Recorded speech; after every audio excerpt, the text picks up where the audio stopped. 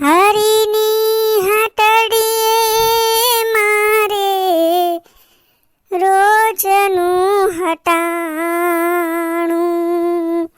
હે હરીની હાટડીએ મારે રોજનું હટાણું. અલી ભીખી, આજકાલ તું છે ને કાંઈ હરખું કામ નથી કરતી. આમ જો તો બધે કેટલી ધૂળ ચડી ગઈ છે. આજકાલ તારું ધ્યાન ક્યાં હોય છે? કામમાં કાંઈ ધ્યાન નથી તારું. હા બા, હવેથી છે ને હું ધ્યાન રાખીને સાફ કરીશ. ભીખી, હું આ 3-4 દિવસથી જોઉં છું તારું એકે કામમાં ધ્યાન નથી હોતું. ઘડીકમાં તું કચરા કાઢવા માંડ, ઘડીકમાં પોતા કરવા માંડ, તો ઘડીકમાં વાસણ ઘસવાનું ભૂલી જા. તારું છે હું ઈ તો કે મને. બા, મારી દીકરીની તબિયત છે ને જરાક ખરાબ છે, એટલે મને બહુ ચિંતા થાય છે. બા, હું કામ તો અહીંયા કરું છું, પણ મારો જીવ ઘરે જ હોય છે. ભીખી બેન, તમારી દીકરીને શું થયું છે? એને છેલ્લા 10-12 દિવસથી તાવ, શરદી, ઉધરસ રહ્યા જ કરે છે. દવા ઘણી લીધી પણ કાંઈ ફરક પડતો નથી. એને સરકારી દવાખાનામાં દાખલ કરી દે, ન્યાયનો ઈલાજ થઈ જશે. બા, દવાખાનામાં હું એને દાખલ કરી દઉં તો એની આગળ હાજર કોણ રહે? એનો બાપ તો મજૂરીએ વયો જાય છે અને હું અહીંયા બધાના ઘરના કામ કરવા આવું છું. આ તો અમારા બાજુવાળા માસી છે ને, એ ધ્યાન રાખે છે ને, એટલે હું અહીંયા કામ કરવા આવી એકી છું. ભીખી બેન, તમે છે ને એક કામ કરો, હમણાં 8-10 દિવસ છે ને અહીંયા કામ કરવા નહીં આવતા. તમે તમારી દીકરીનું ધ્યાન રાખો. બા, તમે મને 5000 રૂપિયાનો ઉપાડ આપો ને, તો હું મારી દીકરીને સારા દવાખાને લઈ જાઉં ને એનો સારો ઈલાજ કરાવું. પ્રાઇવેટ દવાખાનામાં હું એનો સારવાર કરાવીશ ને તો એ જલ્દી સારી થઈ જશે.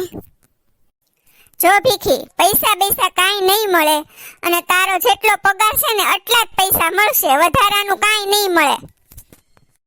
બા, હું તમારે ત્યાં 5 વર્ષથી કામ કરું છું. મેં અત્યાર સુધીમાં કોઈ દિવસ ઉપાડ નથી માંગ્યો, પણ અત્યારે મારે જરૂર છે તો આટલી મહેરબાની કરો ને.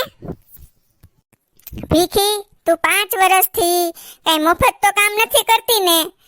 તારો પગાર તો તને ટાઈમે મળી જાય છે ને? એ વધારાનો 1 રૂપિયો તને નહીં મળે. વહુ બેટા, બધું કામ પતી ગયું? આ રસોડું બરાબર સાફ કર્યું છે ને? હા મમ્મીજી, બધું કામ પતી ગયું. મમ્મીજી, એક વાત કહું? હા બોલ ને બેટા. મમ્મીજી, ભીખી બેને હવારે પૈસા માંગ્યા તો એને આપી દેવા હતા ને, એને બિચારાને કામમાં આવત. ભોલી, ઈ બધો વહીવટ તારે કરવાની જરૂર નથી. કોને પૈસા આપવા ન આપવા ઈ મારી મરજી. તારે કાંઈ આ વહીવટમાં પડવાનું નથી. પણ મમ્મીજી, ભીખી બેને તો એની દીકરીની સારવાર માટે પૈસા માંગ્યા હતા ને. આવા ટાઈમે ઈ આપણી પાસે પૈસા ન માંગે તો પછી કોની પાસે માંગે? જો ભોલી, એને એકવાર આપણે પૈસા આપીએ ને તો ઘડીએ પૈસા માંગે, પછી ગમે તે બાનું કરીને આપણી પાસેથી પૈસા પડાવે. એની કરતા હા કરતા ના હારી. એકવાર ના પાડી દઈ ને પછી બીજી વાર માંગતા વિચાર કરે.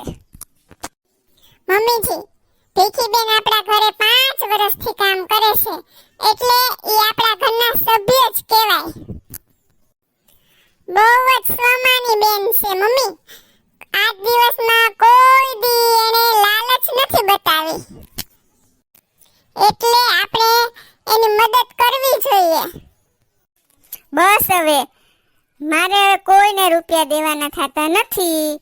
એને જ્યાંથી લાવવા હોય રૂપિયા નથી લઈ આવે અને એની છોકરીનો ઈલાજ કરાવે. આપણે ઈ માથાકૂટમાં પડવાની જરૂર જ નથી. મમ્મીજી, એકવાર વિચારી જોજો, આપણે એકવાર એને પૈસા આપી દઈએ તો આપણા ખજાને ક્યાં ખોટ પડી જવાની છે. ભોલી, સલાહ અને સૂચન આપવાનું બંધ કર અને તારા રૂમમાં જા તું. મને આરામ કરવા દે, મને આરામ કરવો છે ને સાંજે મારે પાછું સત્સંગમાં જવું છે મંદિરે. મજા નથી આવતી. હારી સિરિયલ આવે ને તો મજા આવે. લે ભીખી બેન, તમે કેમ આવ્યા? મેં તમને ના પાડી હતી ને, તમારે તમારી દીકરી પાસે રહેવાનું હતું. બેસો અહીંયા. ના ભાભી, એમ બેસી રહી તો થોડું ચાલે. ઈ તો તમને મારી દયા આવી ને એટલે તમે ના પાડી, પણ બાકીના બીજા ઘરે તો કામ કરવા જાવું જ પડે ને. ઈ તો તમે દયાળુ છો ભાભી, કઈ બધા થોડા દયાળુ હોય. ભીખી બેન, તો અત્યારે તમારી દીકરીનું ધ્યાન કોણ રાખે છે? ભાભી, અત્યારે તો હું ભગવાન ભરોસે મૂકીને આવી છું, અને આમ પણ અમારા ગરીબનું ભગવાન સિવાય હોય કોણ? ભીખી બેન, તમે રૂપિયાથી ગરીબ છો, મનથી તો બહુ મોટા અમીર છો. અને તમે છે ને આમ રડો નહીં. 5 મિનિટ બેસો, હું હમણાં આવું. ભીખી બેન, આયો આ 5000 રૂપિયા. તમે લઈ જાઓ અને તમારી દીકરીનો ઈલાજ કરાવો સારા ડોક્ટર પાસે. હા, ભગવાન કરે તમારી દીકરીને જલ્દીથી સારું થઈ જાય. ભાભી,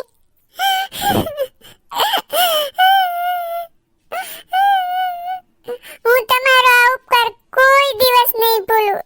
તમે તો આજે મને વેચાતી લઈ લીધી ભાભી, વેચાતી લઈ લીધી. અરે ભીખી બેન, મેં કાંઈ તમારી ઉપર ઉપકાર નથી કર્યો. માણસને કામ ન આવે તો કોણ આવે? અને હા ભીખી બેન, જો વધારે રૂપિયાની જરૂર પડે ને તો કહેજો, જરાય સંકોચ નહીં રાખતા. હા, ના ભાભી, આટલા રૂપિયામાં તો મારી દીકરી સાજી થઈ જશે, અને આ રૂપિયા હું તમને થોડા થોડા કરીને પાછા આપી દઈશ. ના ભીખી બેન, તમારે રૂપિયા પાછા દેવાની કાંઈ જરૂર નથી.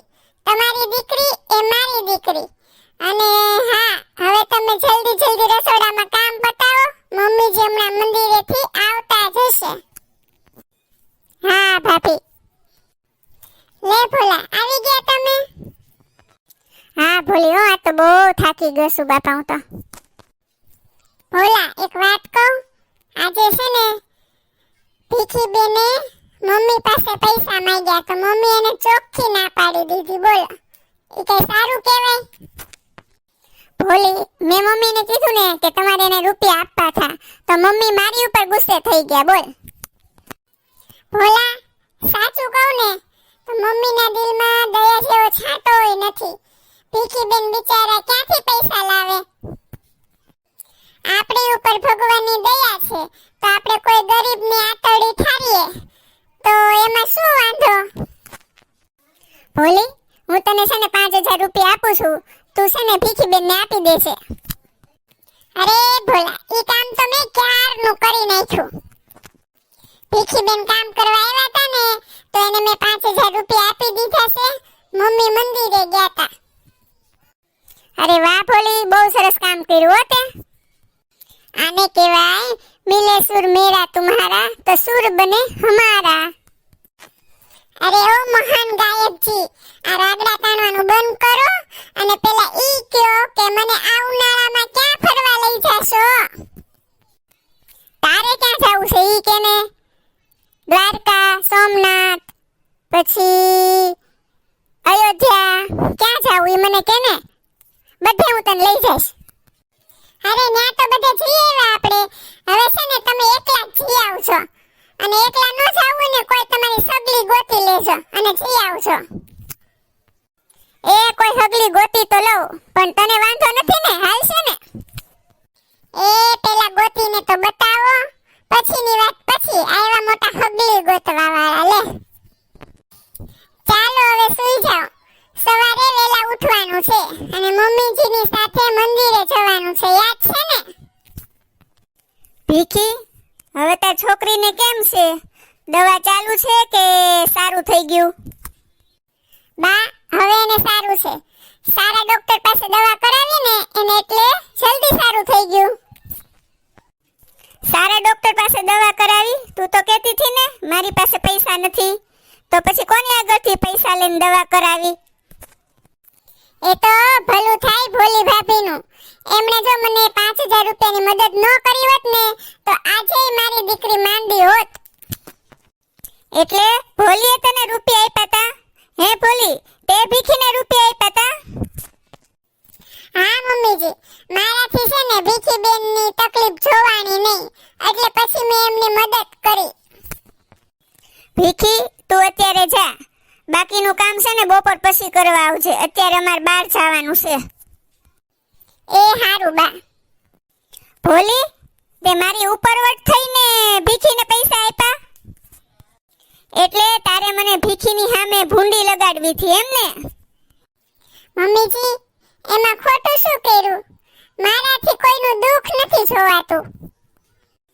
ભોલી, તારે છે ને કઈ દાનેશ્વરી થવાની જરૂર નથી, અને મને પૂછ્યા વગર આજ પછી કોઈ દી કાંઈ પણ ડાપણ કર્યું છે ને તો હરખાઈ નહીં રે, સમજી લેજે હો ને?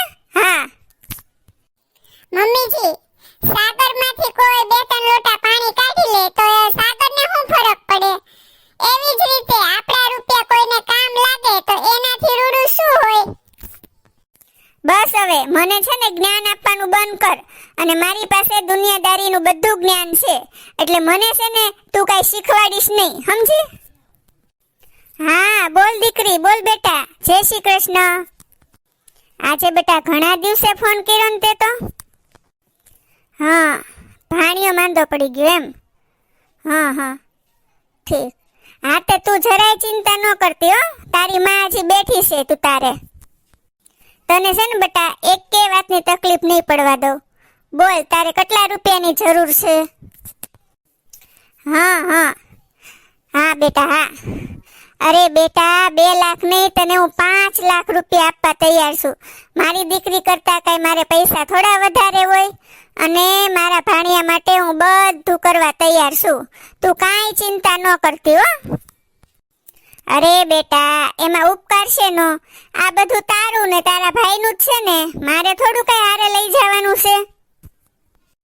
અને જમાઈને કહે છે જરાય ચિંતા ન કરે હો. જય શ્રી કૃષ્ણ.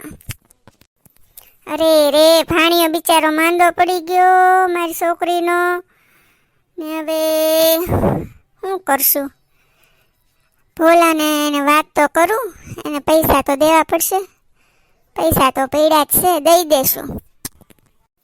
મમ્મી, કેમ તમે ચિંતામાં લાગો છો? શું થયું મમ્મી? મમ્મીજી, તમારું ધ્યાન ક્યાં છે? કેમ કઈ બોલતા નથી? ભોલા, થોડીક વાર પહેલા બેનનો ફોન આવ્યો હતો. આપણા ભાણિયાને દવાખાને દાખલ કર્યો છે, અને એને વાલનું ઓપરેશન કરવાનું છે. પણ મમ્મી, આમ અચાનક શું થઈ ગયું એને વળી? હા, બેને મને કીધું કે આજ સવારે અચાનક ભાણિયાને છાતીમાં દુખાવો થઈ ગયો, તો દવાખાને લઈ ગયા, ત્યાં સોનોગ્રાફી ને એવું બધું કર્યું, રિપોર્ટ બધા કર્યા, તો ડોક્ટરે એમ કીધું કે એનો વાલ ખરાબ થઈ ગયો છે, એટલે ઓપરેશન કરવું પડશે. એટલે એને તાત્કાલિક ઓપરેશન કરાવવું પડે એમ છે. મમ્મીજી, તો આપણે તાત્કાલિક બેન પાસે જવું જોઈએ. એના ભાણાનું ઓપરેશન હોય તો આપણે એની પાસે રહેવું પડે ને. ભોલા, તાર બનેવી પાસે છે ને રૂપિયાની સગવડ નથી, તો આપણે એને 2 લાખ રૂપિયા આપવા પડશે. મમ્મી, 2 લાખ શું કામ? આપણે એને 5 લાખ રૂપિયા આપશું. આપણા ભાણિયાથી વધારે આપણે શું છે? થોડા દિવસ પહેલા ભીખી બેનને 5000 રૂપિયાની ના પાડી હતી. કાંઈ વાંધો નહીં. મમ્મીજી, આપણે ભાણિયા માટે બધું જ કરીશું. આપણે કોઈ વાતે બેનને મૂંઝાવા નહીં દઈએ. પણ તમને એક વાત કહું મમ્મીજી? જો મમ્મીજી, ખોટું ન લગાડતા હો. અરે બોલ ને ભોલી, શું વાત છે? એમાં હું ખોટું લગાડવાનું? મમ્મીજી, આજ મોટી બેનનો ફોન આવ્યો તો તમે એને 5 લાખ રૂપિયા દેવા તૈયાર થઈ ગયા, પણ તમે ભીખી બેનને 5000 રૂપિયા ન આપ્યા. આપણને અને બેનને જો એનો ભાણિયો એટલો વાલો હોય તો ભીખી બેનને એની દીકરી વાલી ન હોય? સાચું કહેજો મમ્મી, હું તમને સંભળાવતી નથી, આ તો ખાલી વાત કરું છું. મમ્મીજી, તમે ભીખી બેન સાથે જે કર્યું એ બરાબર હતું? દીકરી ભોલી, તે મારી આંખ ઉઘાડી નાખી હો આજે તો. હું સંપત્તિના મોહમાં આટલી ગાંડી થઈ ગઈ હતી ને કે મને સારા નરસાનું ભાન ન રહ્યું. પણ બેટા ભોલી, તે મને આજે જિંદગીનો બહુ મોટો પાઠ ભણાવી દીધો. મમ્મીજી, ભગવાને આપણને આપ્યું હોય તો આપણે કોકને મદદ કરી શકીએ, એ તો આપણા ભાગ્યની વાત કહેવાય. ભગવાન છે ને આવા આશીર્વાદ બધાને નથી આપતા મમ્મીજી. ભોલી, મને છે ને તારી સમજણ ઉપર અને તારા જ્ઞાન ઉપર ગર્વ છે. ભોલી, આજથી હું નિયમ લઉં છું. આ સંપત્તિ આજથી આપણે સારા કામમાં વાપરશું. આ મારું વચન છે તને બેટા ભોલી. હા મમ્મીજી, હવે ચાલો ચાલો, આપણે બેનના ઘરે નથી જવું દવાખાને? ચાલો આપણે ત્યાં જઈએ હવે, અને એ લોકોને સારું લાગે આપણે જઈએ તો. હા ભોલી, હાલો હાલો જઈ આવીએ. એ ભોલુડી, ગીત તો ગાય એક. તું હિન્દુ બનેગા ન મુસલમાન બનેગા, इंसान की औलाद है इंसान बनेगा. મિત્રો, તમને જો આ મારો સામાજિક વિડીયો ગમ્યો હોય તો લાઈક, શેર અને સબસ્ક્રાઇબ જરૂર કરી દેજો. ધન્યવાદ.